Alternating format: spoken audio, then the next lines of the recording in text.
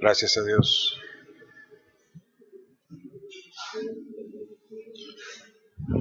Muy buenos días. Hola Juan. Hola Ali. Buenos días, bienvenidos. Qué gusto verles. Gracias a Dios por un domingo más y por la oportunidad de poder estar juntos. Vamos a continuar el día de hoy con nuestro estudio del libro de Daniel. Estamos en la segunda parte del capítulo 7 de Daniel.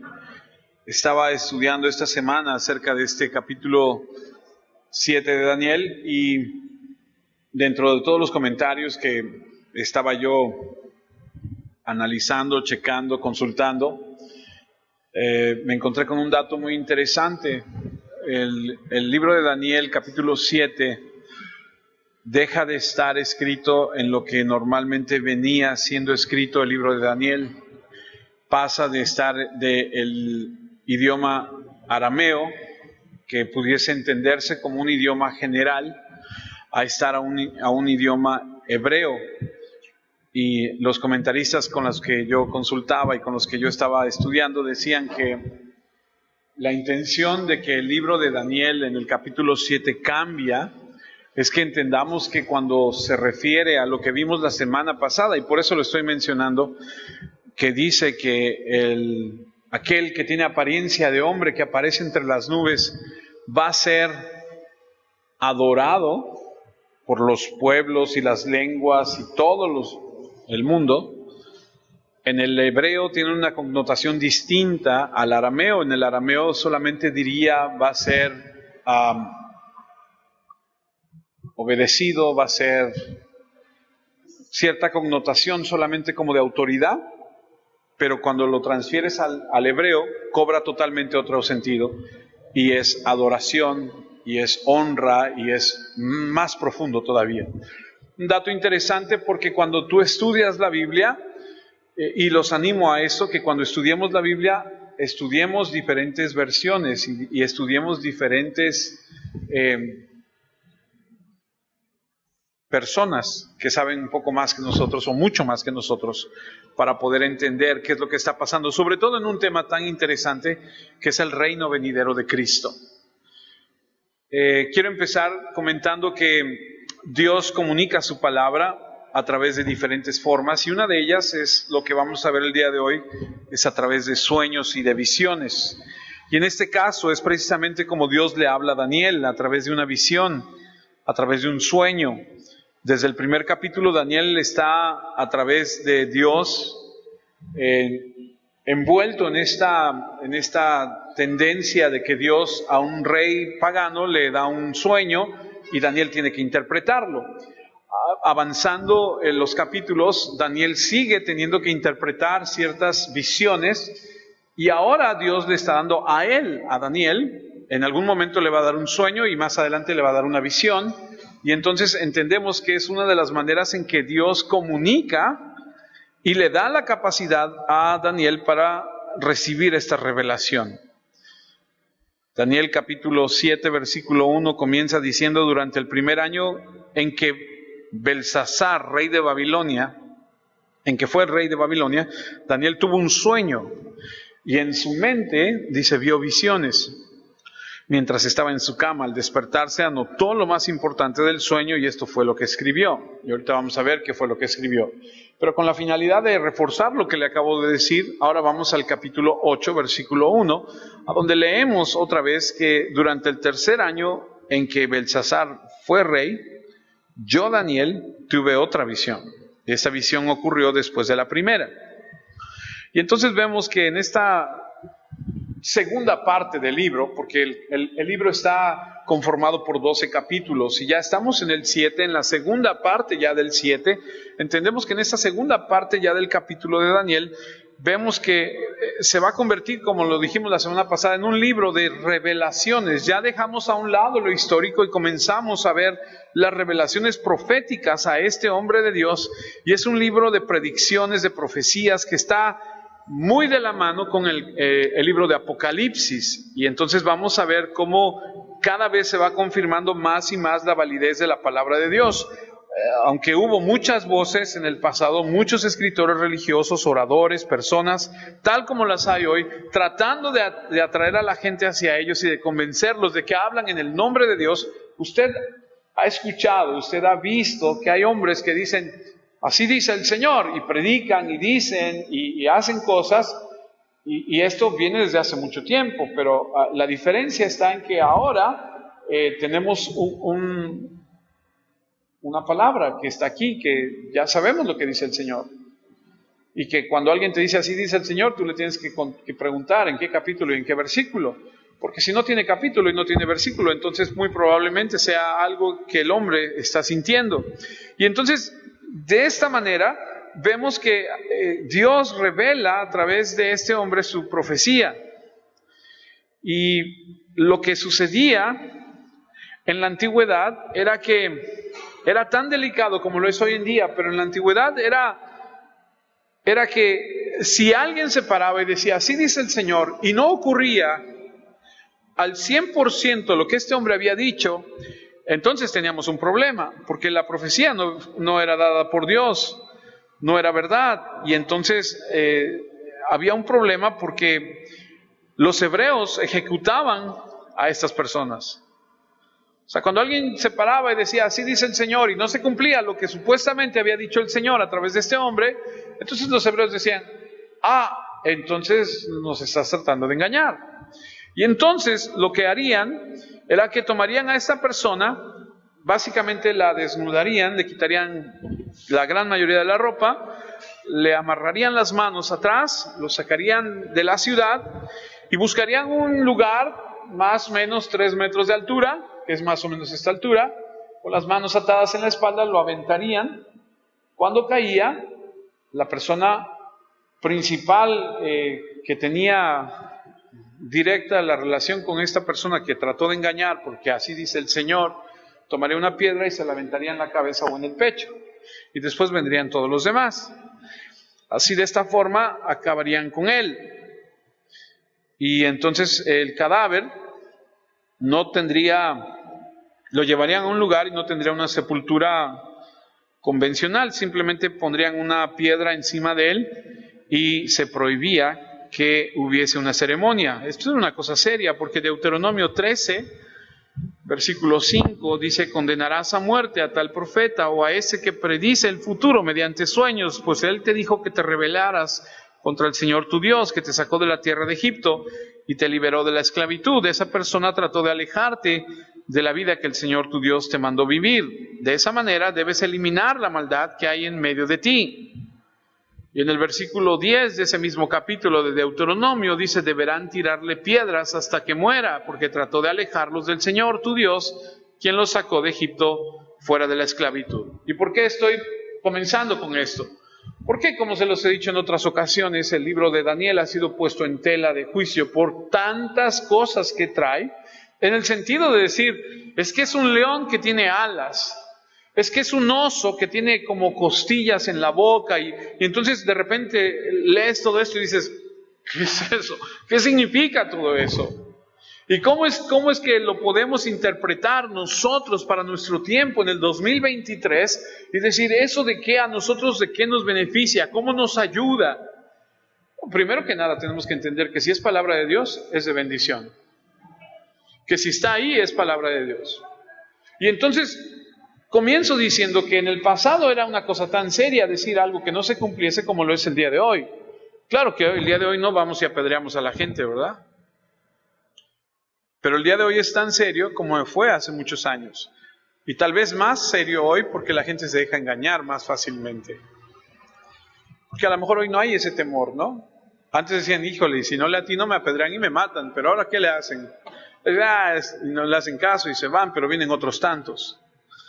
Entonces, el profeta Daniel, en este caso, el hombre que interpreta, tiene en su corazón la certeza, en su mente, la certeza de que lo que él está diciendo es verdad. No tiene temor, no teme a las represalias, no teme por su vida, porque cuando él habló como el profeta legítimo de Dios y su profecía fue exacta.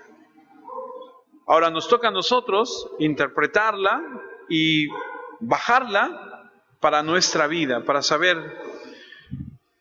cómo podemos aplicarla. En el último estudio vimos que el tema principal del capítulo 7 de Daniel es la coronación de Cristo. Y tú dirás, bueno, y a mí como cristiano eso... Y yo le voy a ser bien sincero, yo como pastor de repente me pongo a ver, vamos a estudiar Daniel, y de repente me pongo a pensar en mi carne y digo, híjole, la gente va a entender, la gente va a poder aplicarlo, la gente va a saber el beneficio de esto. Porque a lo mejor dices, ay, voy a ir a la iglesia, pero van a hablar de las bestias y yo de eso pues como que no tengo mucho conocimiento, como que no tengo mucho interés. ¿De qué me sirve a mí para mi vida, para mi matrimonio, Pero luego me pongo a pensar y digo, si es palabra de Dios, es de bendición. ¿Y quién soy yo para decir esto no y esto sí? ¿Y quiénes somos nosotros en conjunto para decirle a Dios, Señor, eso no, como que eso no tiene mucho interés? Porque ojo, de lo que vamos a hablar es de la segunda venida de Cristo. Y todo cristiano tiene que amar la segunda venida de Cristo. Juan en Apocalipsis dice, sí, Señor, ven ya. Porque entonces ahí es a donde empieza a aplicarse a nuestra vida. Porque nosotros como cristianos tenemos que entender que nuestra vida ya no pertenece a este mundo. Dice Pedro que somos peregrinos, somos personas que vamos de paso. Porque nuestra nacionalidad, nuestro ser realmente estar en la presencia de Dios. Para allá vamos, allá es donde... Pero muchos de nosotros estamos anclados a este mundo. Y estamos pensando, ¿qué vamos a hacer mañana? ¿Qué vamos a hacer el próximo mes? ¿Cómo vamos a pagar la hipoteca? ¿Cómo vamos a hacer para que nuestros hijos vayan a la universidad? ¿Qué vamos a hacer con eso? Etcétera, etcétera. Y entonces, todo nuestro mundo está envuelto en otras cosas. Cuando en realidad nuestro latir, nuestro corazón tendría que ser, Cristo, ven ya, porque... yo ya me quiero ir. Yo ya no quiero estar aquí sufriendo. Yo ya no quiero estar aquí siendo tentado por el pecado y batallar con todo esto y soportar aquello. Eso es realmente lo que nuestro latir tendría que ser ese. La semana pasada empezamos diciendo que el capítulo 7 del libro de Daniel, lo más importante a resaltar era la coronación. Y vimos el quién, y en este caso respondimos que la coronación es de Cristo, de que Él va a recibir ese reino. Y entonces nos formulamos la pregunta, ¿qué iba a suceder? ¿Cuándo iba a suceder? Y empezamos a desenvolver un poco todo esto. El Padre se sienta en el trono, viene el Hijo en el versículo 13, versículo 14, recibe el trono. Los discípulos allá en Hechos 1 preguntaron, ¿traerás el reino en este tiempo? Porque siempre ha sido una pregunta persistente. Siempre ha sido un latir, siempre ha sido un preguntar, Señor, ¿cuándo vas a establecer tu reino? ¿Cuándo va a cambiar todo esto? Y es a donde dijimos hace un momento que también el apóstol Juan hace esa anticipación y dice, Señor, ven ya. Porque yo le pregunto algo sin necesidad que usted me tenga que contestar. ¿A poco no le gustaría ya dejar de sufrir? Porque vamos a un lugar a donde no va a haber dolor, no va a haber llanto, no va a haber muerte, no va a haber malestar, no va a haber hambre, no va a haber necesidad de nada. Para allá vamos. Es como cuando aquellas personas le predican a alguien nuevo y le dicen, no, tú ven a la iglesia, todo se va a arreglar, tu matrimonio se va a arreglar, vas a ver cómo vas a prosperar, tus hijos van a estar bien. Entonces cuando te presentan algo así, tú dices, pues ¿dónde firmo? Claro que sí, ¿no? Pero la Biblia dice que nosotros vamos hacia Cristo y que cuando Cristo establezca su reino se acabó el pecado, la maldad, la muerte, la necesidad, la enfermedad, todo eso, el llanto, todo eso se acaba. Dices, no, pues ya yo quiero, ya no aguanto la espalda, ¿no? Y entonces empezamos a leer que Daniel dice desde hace muchos años, viene un día donde va a venir el Señor, se va a sentar en su trono, le va a dar el título de la propiedad de la tierra a aquel que lo merece. Y Juan en Apocalipsis dice, es que yo lloré porque no había nadie. Y le dicen, no, espérate, sí hay uno, es el Cordero. Y el Cordero va a abrir los sellos y va a decir, aquí está ahora este segundo Adán, Porque el primer Adán al que se le dijo, ven, gobierna, juzga, no pudo. Pecó y le entregó ese título de propiedad a Satanás. Ahora viene el segundo Adán y dice, yo sí pude, el título es mío, ahora yo soy el rey. Y todo lo que existe va a dejar de existir y yo voy a poner un reino nuevo. Eso es lo que estamos estudiando. Por eso es tan importante entenderlo. Porque si no lo entendemos, si no sabemos de esto, entonces somos cristianos que no entendemos bien hacia dónde vamos y qué hacemos y qué debemos hacer y qué no debemos hacer. Y entonces estamos desenvolviendo todo esto y vemos que hay unas verdades cronológicas y secuenciales. El reino de Cristo, que es el que estamos hablando, se va a establecer únicamente después de que haya en la historia de la humanidad los acontecimientos que nos narra a través de figuras Daniel. Daniel dice, es que se levanta uno que es un león que tiene alas. Y decimos, caray, ¿y eso qué es? Pues ese es el reino de Babilonia. Estaba estudiando esta semana el reino de Babilonia un poquito, y los babilónicos en la entrada de sus palacios, esos inmensos y preciosos, tenían dos figuras, y una de ellas era un león con cabeza de hombre, con alas. Y el otro guardián era el cuerpo de un toro con alas y cabeza de hombre. La simbología que encontramos nos permite darnos cuenta de todo lo que va a acontecer, de todo lo que va a suceder. Y lo que estamos aprendiendo, que es muy importante de esta visión, es que primero tienen que venir ciertos acontecimientos para que después venga Cristo. Voy a ir a Daniel capítulo 7, versículo 1 y 3, o del 1 al 3. Durante el primer año en el que Belsasar fue rey de Babilonia, Daniel tuvo un sueño y en su mente vio visiones mientras estaba en su cama. Al despertarse anotó lo más importante del sueño. Esto fue lo que escribió. Tuve una visión en la noche. Vi que soplaban los 4 vientos del cielo y agitaban el gran mar. De repente, 4 bestias gigantes salieron del agua. Todas eran diferentes. Ahora, dentro de esta visión hay 3 segmentos. 1, las 4 bestias que surgen del mar. 2, la visión del anciano de los días en el trono. Y 3, a Cristo se le da el trono o su reino cuando viene en su gloria. Ahora permítame tratar de desenvolver todo lo que está diciendo Daniel. Daniel 7, capítulo 2. Tuve una visión en la noche. Vi que soplaban los 4 vientos del cielo y agitaban el gran mar. La Biblia solo menciona 4 mares. Menciona el mar de Galilea, que dicen algunos que no es un mar, que es un gran lago, pero lo consideran como un mar. El mar Muerto, el mar Rojo y el mar Mediterráneo, a quien le llaman el gran mar. El mar Mediterráneo es el que narra Daniel que él ve todo esto. Ahora, lo interesante, a mí me encanta, pero no sé si a algunos les guste también. La Biblia incluso estudia la numerología. ¿Ha escuchado de eso? La numerología, el estudio de los números dentro de la Biblia nos revelan ciertas cosas. El número 3 es la Trinidad.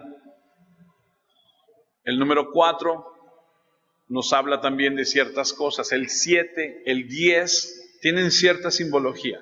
Por ejemplo, el 7, dicen que el 7 era el número de Dios. Algunos dicen el 7 es el número perfecto de Dios porque Dios creó a la tierra en el 7º día, terminó y lo santificó. Pero hay otros que dicen que el 7 habla de santificación, no tanto como de completo. Unos dicen que el número completo es el 10. Y entonces cuando empiezas a estudiar y dices el 7 significa santificación y el 10 completo, y vas a las bestias que ahorita vamos a ver, dices hay 10 cuernos. O sea, el reino estaba completo. Pero hay una parte donde dice, pero surge otro más pequeñito y tira 3 y quedan 7. Y ese que tira a los otros 3 y que es más pequeño, pero que es muy importante porque es el anticristo, dicen los teólogos israelitas, que interpretan la Biblia de otra forma porque tienen un conocimiento diferente. Este anticristo, con estos 7 reinos, no quiero hacer los bolas, lo que va a aparentar con este número 7 es santidad, pero es una santidad falsa. Y habla de una religión falsa. Eso lo vamos a ver más adelante. El 4 nos habla de un número en la que se asocia con la tierra. 4 estaciones, 4 rincones de la tierra, 4 zonas, norte, sur, este, oeste. El mar representa la humanidad. Apocalipsis 17:15. Me dijo también, las aguas que has visto donde la ramera se sienta son pueblos, muchedumbres, naciones y lenguas. O sea, el agua, el mar, en la Biblia quiere decir mucha gente. Y entonces cuando Daniel sueña y ve las visiones que del mar salen unas bestias, quiere decir que de entre la gente salen unos reinos, porque las bestias son reinos. Y entonces empieza a cobrar cierto sentido.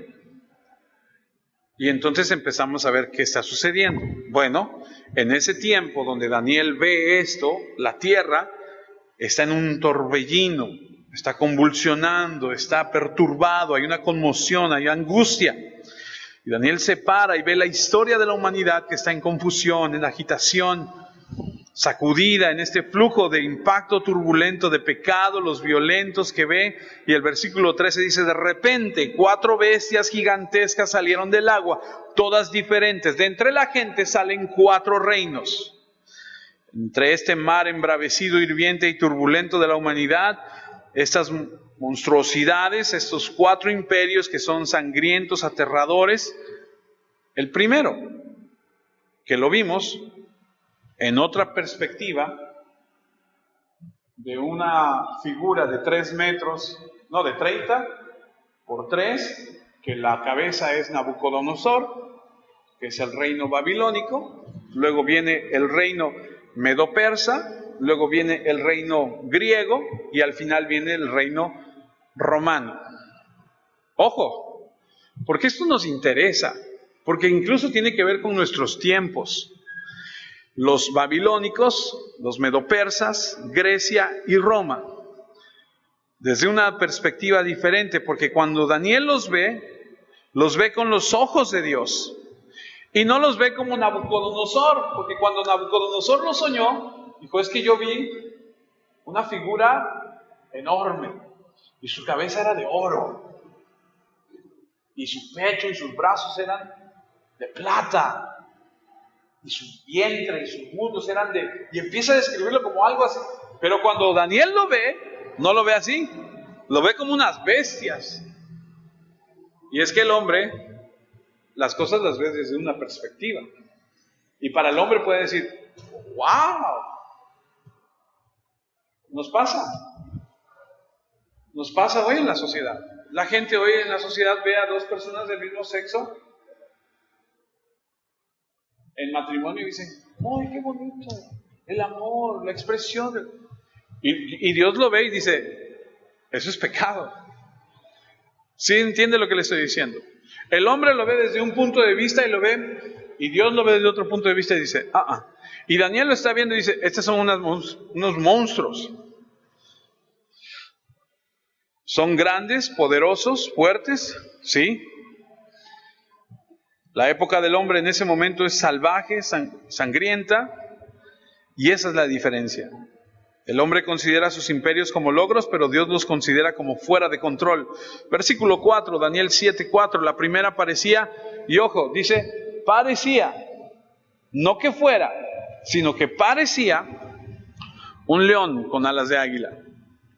Mientras yo miraba, le quitaron las alas y le levantaron para que se mantuviera sobre sus 2 pies como un hombre, y se le dio una mente de ser humano. Según los estudiosos, según los que saben de esto, interpretan que al quitarle las plumas, bueno, primero que nada, entendamos, un león es una figura de autoridad.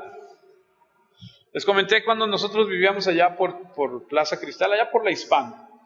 Por allá está el biozú o el zoológico que tenemos aquí en la ciudad, a donde algunas personas, alguna familia dijo, yo me voy a hacer cargo de unos animales, y tienen un tigre, tienen un león, y de repente por las madrugadas, 5:30, 6 de la mañana, se oía el rugir del león.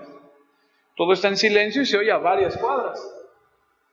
Entonces de repente lográbamos escuchar el del león, ¿no? Y es impresionante. Tú estás en tu recámara, estás en tu casa, seguro, lo oyes y dices, ay, nanita. O sea, el león es el rey de la...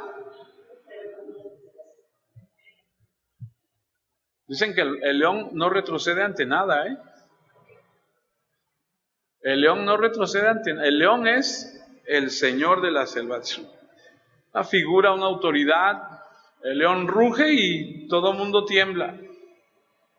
Entonces, la figura del león es autoridad. Es feroz. Hace unos años fuimos al Paseo del Río, allá Orizaba. ¿Ha ido? Ve que en el Paseo del Río pusieron unas jaulas, ¿no? Y me acuerdo muy bien, me acuerdo perfectamente. Estamos todos ahí con los niños, pásenle niños. Y aquí tenemos la jaula del jaguar, ¿no? Y el jaguar andaba por allá, y yo me pego hacia la jaula y les digo, pásenle. Y en eso hago así, porque yo me había quedado con que el jaguar estaba allá. Cuando yo volteo el jaguar lo tenía yo, por la reja, ¿no? Y me impresionó. ¿Cuál es esa palabra? ¿Sigilioso? ¿Cómo? ¿Qué dije yo? ¿Y es? Sigiloso. Bueno, ese oso. La manera en que llegó hasta donde yo estaba, sin que yo lo escuchara. O sea, es impresionante cómo estos felinos tienen la capacidad, la ferocidad. Ahora, ponle alas, imagínate, ¿no? Feroz, fuerte y rápido, imagínate. Entonces, este es el símbolo de la época de Babilonia, de Nabucodonosor, el rey de la bestia, corresponde a esa cabeza de oro, a la monarquía. El águila también es el rey de las aves. Y este fue el pináculo de la monarquía. Y creo que las alas de águila hablan de la rapidez de la conquista de Nabucodonosor. Y esto es muy interesante. Y como les dije hace un rato, era un símbolo de Babilonia este león alado. Le arrancan las alas, y la mayoría de los comentaristas dicen que es cuando Nabucodonosor se para en el balcón de su palacio y dice, todo lo que he construido, Dios le dice, ¡pum!, se acabó por soberbio. Y le quita esa grandeza y lo vuelve un animal 7 años. Es arrancarle sus alas y luego darle una mente de hombre y pararlo sobre 2 patas. Es de estar aquí a bajarlo. Continúo con Daniel 7:5. Luego vi otra bestia, esta segunda parecía un oso, y estaba levantada de medio lado. Tenía 3 costillas en la boca entre sus dientes y una voz que decía, levántate y come toda la carne que quieras. Entendemos que después del reino del imperio babilónico vinieron los medopersas, y ahora observa cómo dice que se levantó de medio lado, como si estuviera en un pie en alto, con una pata más arriba que otra, como si comenzara a dar sus pasos hacia adelante. Y habla del imperio medo-persa, y los persas dominaron a los medos. Es decir, este imperio de 2, dividido en 2, el persa sobresalió, conquistó más. Y supongo que podemos decir que esta conquista sobre Babilonia, sobre Egipto, sobre Libia, que fueron los derrotados, son esos 3 pedazos de carne que tienen el hocico. Y cuando habla de ellos le dijeron que comiera todo lo que quisiera, tal vez está haciendo referencia a los seres angelicales, o en este caso a los ángeles. Lo que Daniel vio fue que era feroz, poderoso y que se extendió mucho más allá de su reino. He visto en documentales acerca del oso Kodiak, del norte de Estados Unidos y de Alaska. La garra, la pata de un oso Kodiak, híjole, puede ser de un tamaño así de, no sé, 40 centímetros. O sea, he visto fotografías de cazadores que han matado osos de 450 kilos. O sea que es una cosa impresionante, ¿no? Imagínatelo. Versículo 6 del capítulo 7 de Daniel. Después seguí mirando y vi otro animal que parecía, otra vez, un leopardo con 4 alas en el lomo y 4 cabezas, y a este animal le dieron poder para gobernar. De por sí el leopardo es rápido. La pantera, el leopardo, el guapardo ¿se llama? ¿Huepardo? Ya ni voy a decir porque luego digo cosas que no son.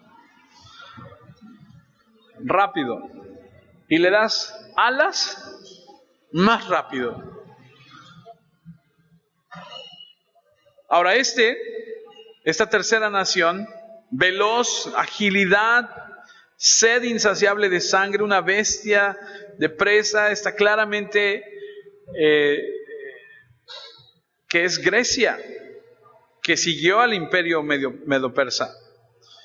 Y en estas 4 alas vemos la velocidad con la que accionó, con que conquistó. Alejandro Magno a los 33 años había arrasado todo Europa, hasta la India. Había conquistado todo a los 33 años. Y es quien murió en el palacio que les dije hace como 2 semanas, ¿se acuerdan? En Babilonia, embriagado, borracho, murió ahogado. Y cuando él murió, su reino se dividió en 4, esas 4 alas. Y a cada uno de sus generales se les dio, a este le vamos a dar esta parte, a este le vamos a dar esta, y así sucesivamente.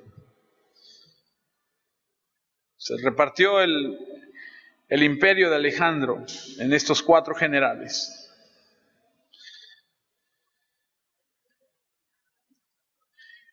Versículo 7.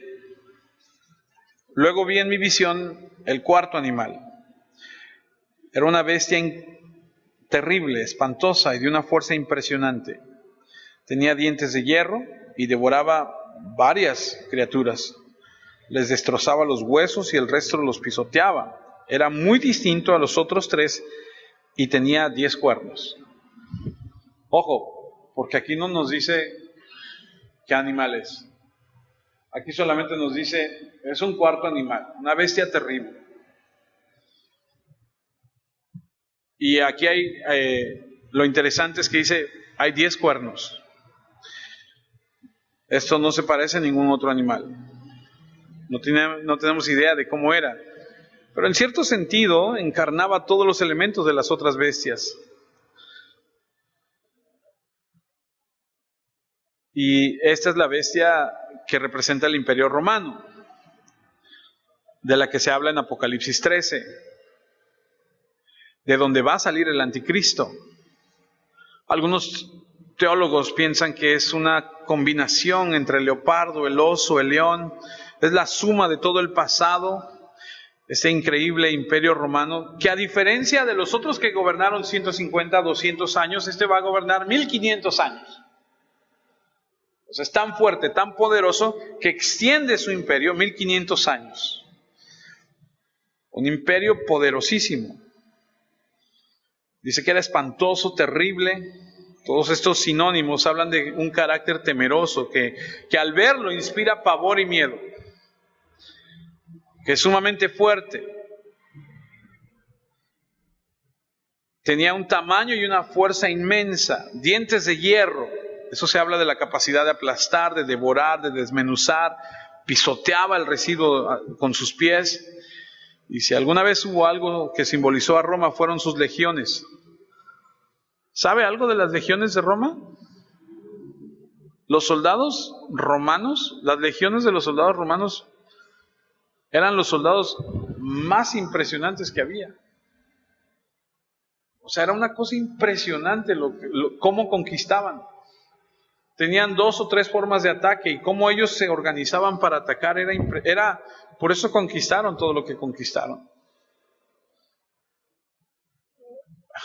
A mí, porque me encanta la historia, la formación que tenían de acuerdo al ataque que iban a hacer era... si ha visto algunas películas, los escudos que portaban les daban al pecho. Entonces cuando ellos peleaban se lo ponían aquí y el otro lo ponía por encima y nada más quedaban unos huequitos por donde cuando el enemigo se acercaba le hacían así con la lanza. Y pasaban por encima del muerto y al otro pasaban por encima del otro. Y por arriba con el escudo y el otro por atrás. Y eran impenetrables, o sea, no se les podía hacer nada. Era una cosa impresionante de cómo conquistaban. La historia nos dice que este es el Imperio Romano. Los romanos conquistaron a los griegos. ¿Y por qué es tan importante todo esto? Porque cuando todo esto suceda, cuando todo esto acontezca, entonces viene Cristo. Ahora podrías decir, bueno, Babilonia ya no existe. Ya pasó. Los medopersas también. Los griegos también tuvieron su época y ya pasó. Lo más que sabemos de los griegos es de las Olimpiadas, que tuvieron hace un tiempo atrás una revolución allá en su país y los romanos tienen muchísimo tiempo que no, pero ojo, porque los romanos, si fuese literal a donde dijera o entendiéramos que cuando se terminara vendría Cristo, entonces Cristo hubiera venido en 1400, cuando se acabó la época de los romanos. Quiere decir que estos romanos aún todavía no terminan. Permítame ir a Daniel 7, versículo 15. Yo, Daniel, estaba angustiado en mi interior y lo que había visto en la visión me preocupaba. Entonces me acerqué. ¿Por qué me brinqué? Porque el 9, el 10, el 11, el 12 y el 13 lo vimos la semana pasada. Entonces me acerqué a uno de los que servían al anciano venerable, que es el anciano de días, que no es otra cosa más que la interpretación de Dios Padre, y le pedí que me explicara todo eso. Y él me explicó. Las 4 bestias representan 4 reyes que van a gobernar la tierra. Y es a donde entendemos quiénes son. Y es a donde entendemos que se está cumpliendo y que se va a cumplir. Pero esos 10 cuernos del final de las naciones del Imperio Romano, de ese que nos quedamos en los 10 cuernos, tiene mucho, mucho significado. Apocalipsis 17. Apocalipsis 17, versículo 11. La bestia que estuvo viva alguna vez, pero que ya no lo está, es el 8º rey. Ese 8º rey es también uno de los 7 primeros reyes y será destruido. Los 10 cuernos que viste son 10 reyes que todavía no han recibido poder para reinar. Recibirán ese poder para gobernar junto con la bestia durante 1 hora.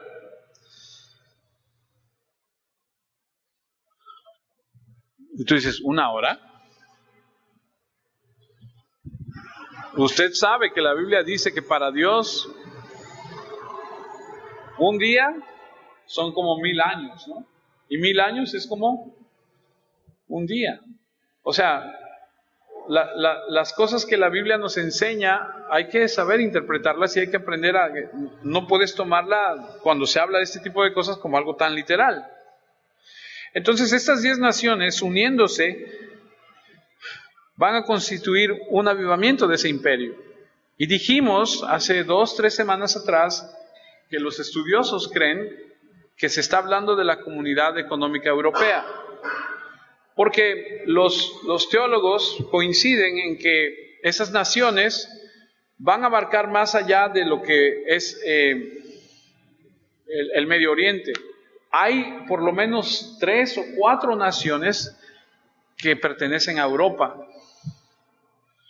Y entonces cuando empiezas a darte cuenta de cómo todo esto se está conjugando, cómo todo esto se está armando, y empiezas a estudiar, al parecer, la comunidad europea, que yo no sé si usted está al tanto o sabe, ahora por Europa tú puedes viajar con un solo pasaporte.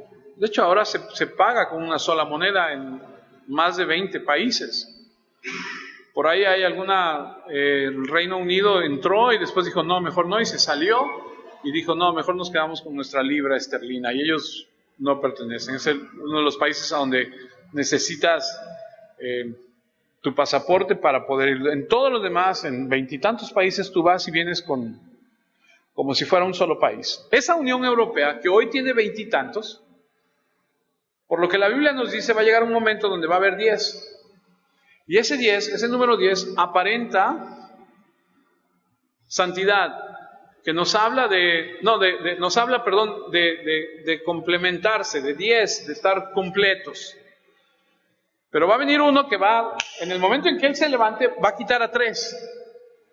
Y cuando quita a 3 van a quedar 7. Y esos 7 van a aparentar esa santidad, esa santificación de la que habla la Escritura, o el símbolo que representa el número 7, y van a navegar, por así decirlo, con esa falsa religiosidad hasta que salga realmente lo que tiene que salir. Es ahí a donde a nosotros nos interesa, es ahí a donde nosotros nos compete estar al pendiente de qué está sucediendo. Los tiempos, amados hermanos, no van a cambiar para mejorar. Los tiempos cada vez van a ser peores. Los tiempos, de acuerdo a lo que dice la Escritura, se van perfilando hacia la mentira que va a traer todo esto que se está gestionando. La mentira de uno que va a levantarse, que va a meter cizaña, que va a hacer muchas cosas en contra. Mire lo que dice Daniel 7:8. Yo estaba mirándole los cuernos cuando le apareció otro entre los que ya tenía y rompió 3 de ellos. Este nuevo cuerno tenía ojos de humano. Y permítame detenerme ahí. Cuando dice tiene ojos de humanos, tú te figuras un cuerno y dices, ¿un cuerno con ojos y de humano? ¿Qué es eso? Este cuerno representa, en el hebreo, le decía yo a mis alumnos el otro día en la escuela, cuando los idiomas empezaron a nacer, no existe tal cosa como escribir. ¿Cómo se dice papá? No, pues papá era en español, ¿no? P, acento A, ¿no? Papá, ¿no? Era a través de símbolos.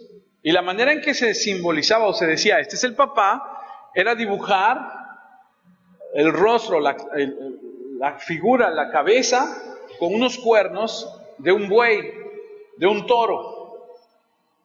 Eso representaba a papá. Eso representaba al hombre, a la cabeza de la casa. Porque la figura era poder, era fuerza, era temor, era imposición. O sea, tú te paras delante de un toro. O sea, tú te metes ahí al corral ahí con el toro. No, yo lo veo, como dicen, los toros se ven desde acá, ¿no? Entonces, tiene un simbolismo, representa, y dice los ojos, y estos ojos lo que quieren decir es que tiene conocimiento. Tiene conocimiento, sabe. Y una boca que alaba con su gran poder. Eso es lisonja. ¿Sabe lo que es eso? ¿Y saben lo que dicen algunos teólogos? ¿Quiénes son así? Piense conmigo por un momento en todas las, en todas las profesiones que existen. ¿Quiénes son los que con su boca, con su lisonja, con su conocimiento llegan a ciertos puestos importantes? Los políticos. Este cuerno, de repente, ¡frum!, va a salir, va a desbaratar a 3 y con su boca va a alabar. Y entonces lo que dicen es, este es un político que va a llegar a un puesto importante con el poder de su boca. Daniel 7:20. Quería saber el significado de los 10 cuernos de la cabeza y del último que le aparecía y rompió 3 de los que ya tenía. Este nuevo cuerno tenía ojos de humano y boca que alababa con su gran poder. Su tamaño era mayor que el de los otros. Lo vuelve a repetir. Y en el 24 dice, los 10 cuernos representan a los 10 reyes de este reino. Después de ellos vendrá otro rey que será muy distinto a otros reyes, a los otros. Y ese nuevo rey derrocará a 3 reyes. Estamos hablando del anticristo. Después, más adelante, nosotros en el Nuevo Testamento leemos del anticristo cuando lo escribe Pablo, cuando lo escribe Juan, y entendemos que ellos estudiaron a Daniel, porque va a haber uno que es el anticristo que va a venir. Ahora, ha habido muchos anticristos, pero este final es el que después de él viene Cristo. Daniel 7:8, yo estaba mirándole los cuernos cuando le apareció otro entre los que ya tenía y rompió 3 de ellos, y este nuevo cuerno tenía ojos de humano y una boca que alababa con su gran poder. Y como lo dijimos hace un momento, es alguien que se levanta sin hacer revolución, es alguien que asciende a una escala política hacia el dominio. Al parecer en Apocalipsis 8 se habla de uno que viene en un caballo negro con un arco. Y que cuando viene en el caballo negro con un arco, ojo, no dice que traiga flechas, nada más dice que trae un arco. Muchos le temen y dicen, ¿cómo es posible que ni siquiera trae flechas y nada más con el puro arco, es decir, nada más con la pura amenaza, logra grandes cosas? Ese está hablando de la sutileza de conquistar sin luchar, con el puro poder de su boca. Fíjense lo que dice Daniel 11:21, y le sucederá en su lugar un hombre despreciable, al cual darán la honra del reino, pero vendrá sin aviso y tomará el reino con halagos. Un político, un cerebro político. Incluso se habla de que será capaz de traer paz al Medio Oriente. Eso lo veremos más adelante en Daniel 9. Va a ser un pacto de proteger a Israel a través de esta comunidad europea, porque al parecer va a haber problemas con Rusia. Rusia se va a levantar, de hecho lo hay, hoy en día lo hay. O sea, hoy en día Israel, y no nada más de hoy, de hace tiempo atrás, Israel dice, tengo que pelearme con estos, y tengo la amenaza de que Rusia o los apoya a ellos o nos ataca directo, y entonces entra Estados Unidos. Y Estados Unidos le dice a Rusia, hey, yo estoy con ellos, ¿qué te traes? Y entonces Rusia dice, no. Porque Estados Unidos y Rusia se dan un quien vive, pero hay quien dice que por eso Estados Unidos ha prosperado tantísimo, ¿no? Dios le ha dado ese favor, porque ha defendido al pueblo de Israel. Hasta la fecha, ahorita, hoy en día, hay un portaaviones ahí parqueado, ahí en el mar, diciéndole a Rusia, lo que quieras, o sea, si tú intervienes, yo intervengo, ¿no? Entonces, parece ser que este hombre, este gran político intelectual y brillante va a traer una nueva forma de buscar la paz. Vuelvo a leer este versículo 7-8, haciendo referencia a los ojos humanos, una perspectiva, una inteligencia, una capacidad mental, será astuto, bien informado, tiene buenos consejos, Daniel 7:25, y hablará palabras contra el Altísimo. Y aquí es a donde... ¿Quién de ustedes se acuerda de Carlos Salinas de Gortari? ¿Se acuerdan de Carlos Salinas de Gortari?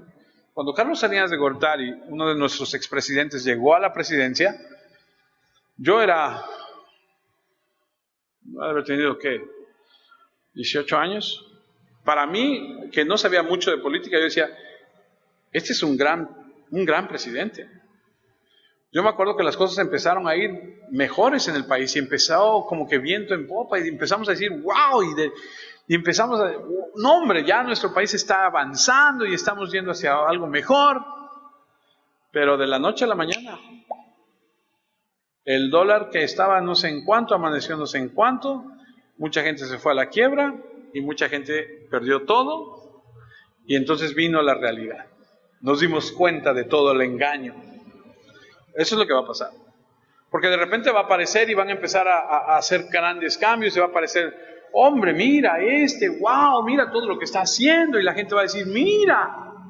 Nada más que va a haber un problema. Dice, hablará palabras contra el Altísimo, y los santos del Altísimo, y a los santos del Altísimo quebrantará, y pensará en cambiar, fíjese, va a pensar en cambiar los tiempos y la ley, y serán entregados en su mano hasta tiempo y tiempos y medio tiempo. Esto habla de un tiempo, en la Biblia es un año, 2 tiempos, 2 años, y medio tiempo, medio año. 3 años y medio va a estar en esa posición, va a estar gobernando, y luego como que va a enseñar el cobre, ¿no? O como decimos aquí en México, va a enseñar el código postal, el barrio, va a sacar lo que trae por dentro, y nos vamos a dar cuenta realmente quién es, y va a querer cambiar los tiempos. Algunos teólogos dicen, se va a atrever a querer decir, ya no se van a juntar para celebrar las reuniones los domingos, ya no se va a poder hacer eso, o sea, va a empezar a cambiar las cosas que tienen referencia a las cosas de Dios. Y luego leemos en Apocalipsis 13:5, se le permitió a la bestia decir palabras llenas de orgullo para insultar a Dios, y se le dio poder para ejercerlo durante 42 meses, o sea, 3 años y medio. Versículo 23 de Daniel 7, luego el que me estaba explicando dijo, el cuarto animal es el cuarto reino, que es distinto a los otros reinos, devorará toda la tierra y la pisoteará y la destruirá. Y aquí vemos que comenzará el holocausto, comenzará toda esta situación. Este cuarto reino está vinculado con la iglesia falsa. Así que por un tiempo va a haber paz, logros, va a haber una aparente mejoría en las cosas, pero después realmente van a salir las cosas como son. Le quiero recordar que Apocalipsis 13 y Daniel 7 están muy vinculados, por eso leo uno y otro. Apocalipsis 13:4, adoraban al dragón por haberle dado su poder a la bestia, y también adoraban a la bestia y decían, ¿quién es tan poderoso como la bestia como para poder pelear contra ella? El versículo 7 de ese mismo capítulo 13 de Apocalipsis dice, la bestia recibió el poder de pelear contra el pueblo santo de Dios y de vencerlo. Recibió poder sobre cada familia, raza, lengua y nación. Y aquí es a donde se habla acerca de todo lo que va a pasar la gente que esté en ese tiempo, y a donde viene el sello de la bestia, donde no vas a poder comprar, vender, si no tienes ese sello, si no le adoras. Y bueno, eso es algo que viene, que va a suceder. Daniel 7:25, ese mandamiento hablará en contra del Dios.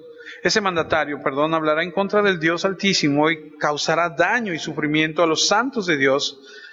También tratará de cambiar el calendario establecido por la ley, y los santos de Dios estarán bajo su poder durante 3 años y medio. Va a haber un derramamiento de sangre de todos los santos, de toda la gente de Dios. Daniel 7:21, mientras yo miraba, ese pequeño cuerno empezó a pelear contra los santos de Dios y los derrotaba.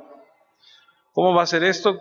Con lo que le acabo de comentar. Va a haber injusticia, castigo físico, va a haber una marca y no vas a poder hacer nada si no la llevas, y va a haber toda esta situación, una matanza por aquellos que son los santos de Dios. Y después de todo esto, después de que suceda todo esto, cuando se manifieste todo esto, después de eso, viene Cristo. Daniel 7:26, pero después se hará justicia, se le quitará todo el poder y su reino será totalmente destruido. Cuando eso suceda, todo el poder y todos los reinos de la tierra estarán en manos de los santos de Dios. Ellos gobernarán para siempre y su reino no tendrá fin. Todos los gobernadores y toda la gente los respetará y estarán a su servicio. Ese fue el final del sueño. Pero yo, Daniel, seguía muy preocupado y pálido, así que no podía dejar de pensar en ello. Imagínate. Claro, él lo vio y él lo escribió, y por supuesto que lo impactó, ¿no? pero no le va a tocar vivirlo. ¿Nos va a tocar vivirlo a nosotros? No sé. Pero ahí es a donde viene la pregunta. Si esto empezara mañana, ¿estás preparado?